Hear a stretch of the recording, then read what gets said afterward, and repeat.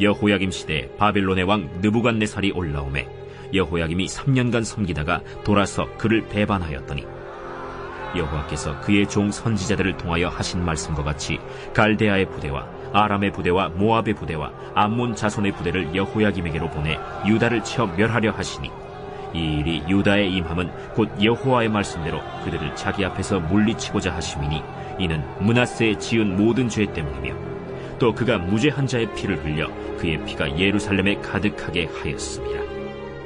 여호와께서 사하시기를 즐겨하지 아니하시니라. 여호야김의 남은 사적과 행한 모든 일은 유다 왕 역대지략에 기록되지 아니하였느냐. 여호야김이 그의 조상들과 함께 자매 그의 아들 여호야긴이 대신하여 왕이 되니라. 애굽 왕이 다시는 그 나라에서 나오지 못하였으니 이는 바벨론 왕이 애굽 강에서부터 유브라데 강까지 애굽 왕에게 속한 땅을 다 점령하였습니다. 최근에 어린 초등학생이나 청소년들한테 커서 뭐가 되고 싶냐 이렇게 물으면 제일 많이 나오는 대답이 뭔지 아십니까? 뭐 의사, 판사, 비행사 이런 게 아니고요. 유튜브 크리에이터가 되고 싶다는 응답이 제일 많습니다. 뭐 제가 설명하지 않아도 여러분 모두 유튜브라는 플랫폼을 너무 잘 아실 텐데 이게 너무 장점이 많아요. 예전에 사람들이 나를 알리려면 돈을 내고 방송국에 섭외된 다음에 전파를 타야 나를 알릴 수 있었잖아요. 그런데 그런 기회를 얻는 사람이 몇 사람이나 되겠어요. 그런데 유튜브라는 이 플랫폼이 생기면서 누구나 마음 먹으면 자기 개인 채널을 만들 수 있고 또 아이템만 좋으면 엄청난 돈을 벌 수 있게 된 거예요. 예를 들어서 한 어린이 유튜버가 있는데 이 유튜버가 2개 채널을 운영해요. 그런데 이 채널에서 얻는 광고 수익이 얼마인지 아십니까? 한 달에 36억 8천만 원이에요. 한 달에. 그러니까 지금 수많은 사람들이 생업을 벌이고 유튜브 대박을 터뜨리기 위해서 채널을 만들고 이런저런 영상을 올리고 있습니다. 그런데 이 유튜브 문제가 뭐냐면 영상 내용이 자극적이어야 사람들 조회수가 올라가고 조회수가 올라가야 수익이 발생하는 구조이기 때문에 그동안 이 안에 너무 이상한 영상들, 거짓된 영상들이 난무하고 있었거든요. 근데 최근에 이런 유튜브 영상들의 정체가 폭로되면서 거짓말을 했거나 불법을 저질렀던 유튜버들이 다 퇴출되고 있습니다. 난리가 났어요. 그런데 이 와중에 제가 최근에 관심을 가지게 된 유튜브 한 명이 있어요. 이분 직업은 의사입니다. 그런데 의사라는 직업이 잘 버는 직업이기는 한데 1년에 몇백억 단위로 버는 재벌이 아니잖아요. 또 의사라는 직업이 얼마나 바빠요. 계속 공부해야 되고 환자를 만나야 되기 때문에 제가 아는 의사분들은 다 바쁘거든요. 그런데 이분을 보면서 참 신기했던 게 그 바쁜 의사가 영상을 너무 자주 찍는 거예요. 그런데 더 신기한 건 의사로서 의학 영상이 올라오는 게 아니라 사람들의 허영심을 부추기는 소비 영상만 올라오는 거예요. 예를 들어서 이 의사가 한 대에 10억씩 하는 슈퍼카를 사는 장면, 명품 백화점에 가서 하루에 1,000만 원, 5,000만 원 쓰는 영상, 2,000만 원짜리 시계를 사고 그 개봉 영상, 이런 걸 찍어 올리고 사람들이 열광을 하는 거예요. 그래서 제가 이걸 볼 때마다 들었던 생각이 이거 불가능할 텐데, 이게 불가능한데? 그 생각을 계속 했거든요. 그런데 그러다가 이번에 이 의사에 대한 폭로가 터진 거예요. 그런데 그 폭로를 보고 참 씁쓸했던 게 뭔지 아십니까? 자, 이분 직업은 의사예요. 그런데 의사가 올리는 그 영상이 의학 영상이 아니라 자동차 영상, 시계 영상, 부동산 영상 이런 걸 올린다는 말이죠. 그러니까 이 화려한 영상 뒤에서 일어나는 일이 뭐였는지 아십니까? 이분이 그 비싼 차를 사고 그 시계를 사려고 그동안 자기가 일하는 일터에서 정품을 써야 되는 의료 장비를 정품을 안 쓰는 거예요. 그리고 의료 장비는 대부분 위생을 위해서 한 번 쓰고 버리는 일회용품이 많거든요. 그런데 이 일회용품을 여러 환자한테 돌려 쓰는 거예요. 그리고 의사가 다른 데 신경을 쓰다 보니까 시술에 문제가 생기면서 이 병원의 민원이 폭주를 하는 거예요. 그러다가 결국 이제 유튜브 방송도 못하게 생겼고 본업인 병원도 망하게 생겼어요. 제가 이걸 보면서 느낀 게 뭐냐면 세상에서 제일 지혜롭고 가장 중요한 게 자기 주제 파악이라는 거예요. 누구라도 자기 주제만 정확히 파악하고 그 주제에 맞게 살면 쓸데없는 고난을 당하지 않아도 되고 문제없이 살 수 있어요. 그런데 여러분, 우리가 당하는 고난의 본질을 한번 보자 이거죠. 거의 대부분의 고난은 내가 문제거든요. 그런데 그 고난을 있게 한 내 문제가 뭔가를 보면 대부분은 내 주제 파악을 못한 데서 시작돼요. 예를 들어서 직장에서 20대라는 나이가 어떤 나이입니까? 다른 건 모르겠고 경영자 입장에서 아직 미숙하고 가르쳐야 될 게 많은 게 20대예요. 그래서 20대한테 250만 원 이상의 월급을 주는 경영자는 거의 없어요. 여러분, 직장에서 20대라는 나이는 잘 묻고 잘 듣고 잘 배워야 되는 주제고, 배우면서 월급 받는 걸 감사해야 되는 주제고, 자기 주제에 맞는 소비를 해야 되는 나이예요. 그런데 요즘 몇몇 20대들이 직장에 들어가면 제일 먼저 구입하는 게 뭔지 아십니까? 그게 수입차예요. 왜입니까? 이런 이상한 생각을 가지는 거예요. 나는 20대에 직장을 잡았다. 그러면 앞으로 돈 벌 시간이 많다. 그런데 내 월급을 앞으로 계속 오를 거다. 이런 허황된 전망을 가지고 200 조금 넘게 버는 20대가 수입차를 사요. 그런데 여러분, 수입차를 한 대 사면 한 달에 나가는 돈이 얼마인지 아십니까? 월 할부금 140만 원, 보험료 26만 원, 유류비 30만 원. 이러면 한 달에 210만 원이 자동차로만 빠져나가요. 그런데 여러분, 이 돈을 갚아야 되는데 20대가 한 직장에 오래 다닐 수 있고 내 월급이 계속 오른다고 누가 그럽니까? 아니, 누가 그걸 보장해줘요? 최근에 한 여자 방송인도 월 200만 원이 조금 넘게 벌 때 이런 전망을 가지고 제일 먼저 수입차를 샀어요. 그런데 이분이 최근에 이 청소년을 성희롱하는 발언을 하면서 잘못하면 방송에서 퇴출되게 생겼어요. 여러분, 이렇게 불안한 나이가 20대예요.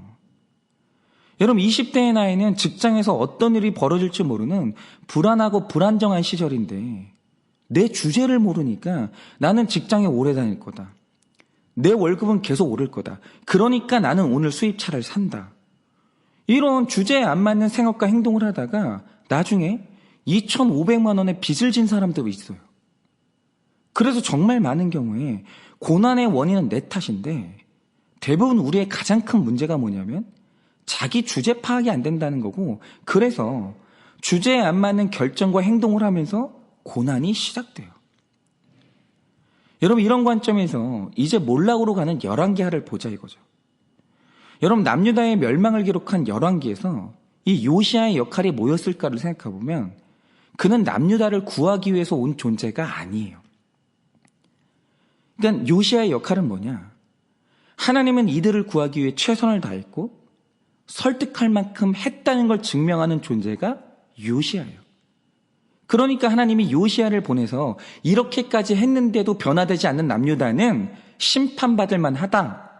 그 정당화를 위해서 보낸 게 요시야예요. 그런데 하나님께서 요시야의 역할을 끝내면서 남유다의 멸망 버튼을 누르시는데 그 최종 버튼이 뭔지 아십니까?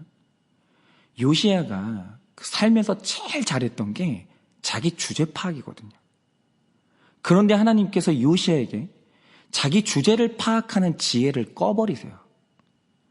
그러자 나라가 엉망진창이 되면서 이제 돌이킬 수 없는 멸망으로 들어가는데 한번 보세요.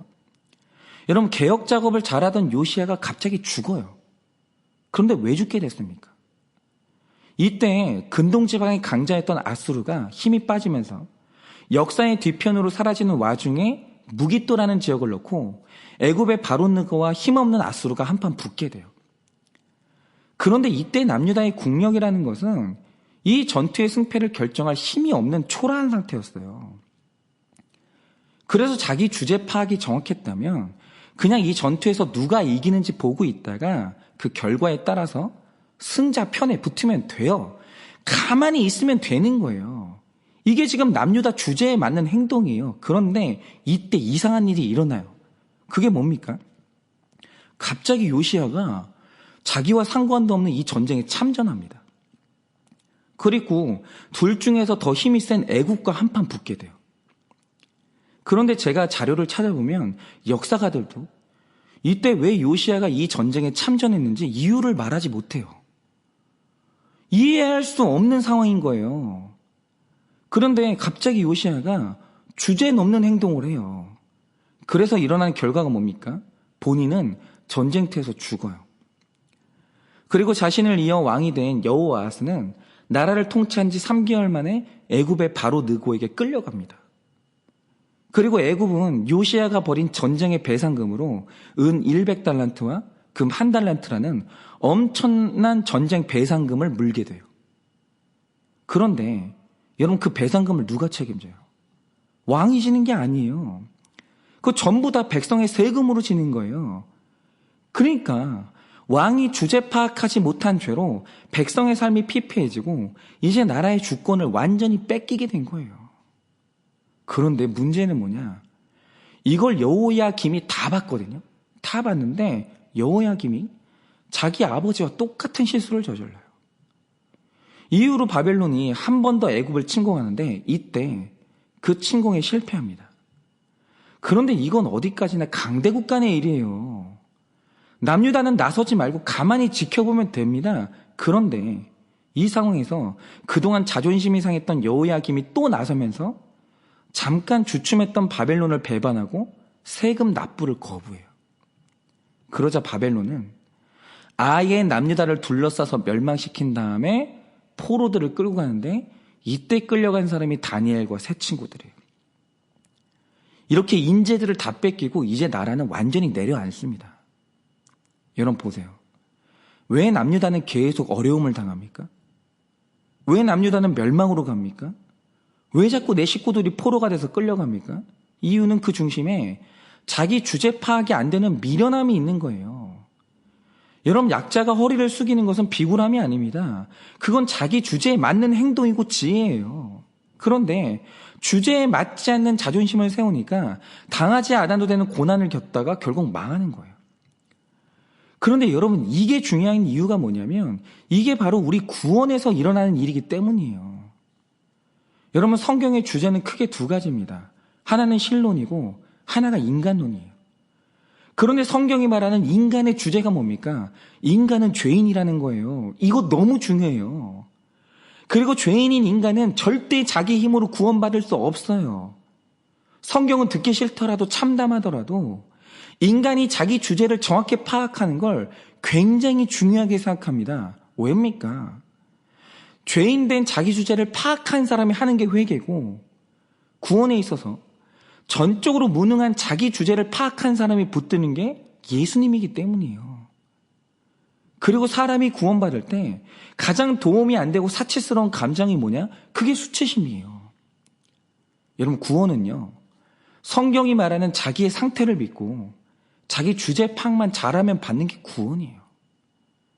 그런데 하나님이 인간을 향해 죄인이라 말하고 회개하라고 말할 때 그 말에 수치심을 느끼고 자존심을 세우니 받지 않아도 될 고난을 당하다가 지옥으로 멸망하는 거예요.